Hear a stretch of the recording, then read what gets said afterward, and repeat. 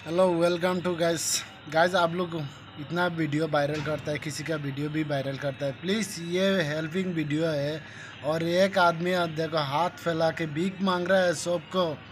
एक एक रुपया देने से भाई हम लोग सिकड़ भी खा लेता है। 10-15 रुपया डेली, 1000 रुपया भी किसी का पॉकेट मनी खर्चा हो जाता है, किसी का 100 रुपया भी खर्चा हो जाता है।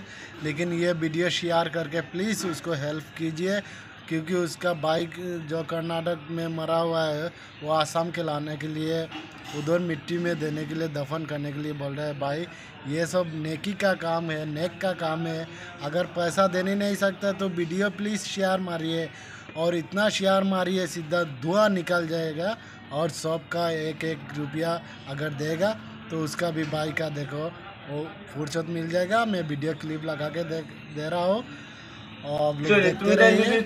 वीडियो शेयर যদি আমার বাইরে চুয়া করিয়ে যদি আমার বাইরে নিয়ে আসো আমার মাটি যদি আমি মাটি দিতে পারি ভাই তুমি তাই গেছে আল্লাহর গেছে তুমি তাই গেছে সবে দোয়া রাখবো তো ভাই অন্য আসো সবে ভিডিও শেয়ার মারিও আর আমার ভাই গুতারে আসো আমার মাটি দিয়ে রে বা মাটি দিতাম ওখানে সবে দোয়া করিও আমার মা গুতা